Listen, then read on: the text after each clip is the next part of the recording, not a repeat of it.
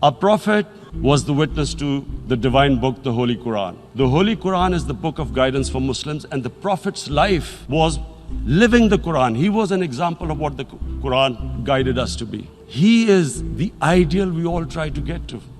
The Prophet created the state of Medina, the first state in Islam. That state was the basis of a Muslim civilization which became the predominant civilization for the next 700 years. And what was that state? I hear such strange things about Islam, that it is against women, it's against minorities. The first state of Islam in Medina, it was the first time a welfare state was set up. The state took responsibility of the weak, widows, orphans, poor people, handicapped. It taxed the rich, spent the money on the poor. The state announced that all human beings are children of Adam, hence equal, whatever the color of their skin. And slavery, the whole system depended on slavery, as it did for many years in the Western societies. The Prophet said that one of the greatest deeds is to free a slave.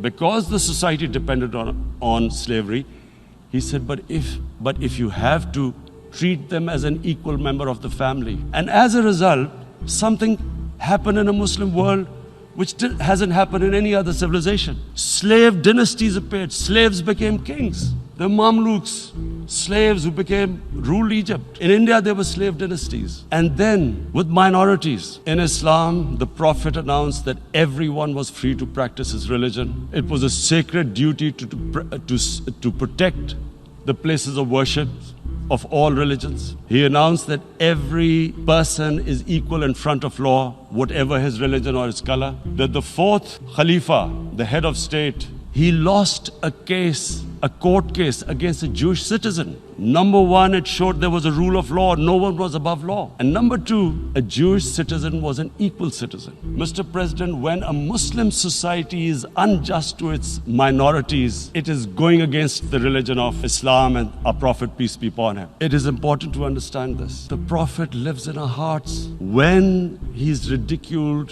when he's insulted, we human beings understand one thing. The pain of the heart is far, far, far more hurtful than physical pain. And that's why the Muslims react. Having lived in the Western community, people didn't understand this. When I first went as a teenager to England, there was a comedy film on Jesus Christ. It's unthinkable in Muslim society. So we need to explain that, look, in a human community, we must be sensitive to what causes pain to other human beings. In the Western society, and quite rightly, the Holocaust is treated with sensitivity because it gives the Jewish community pain. That's all we ask. Do not use freedom of speech to cause us pain by insulting our Holy Prophet. That's all we want.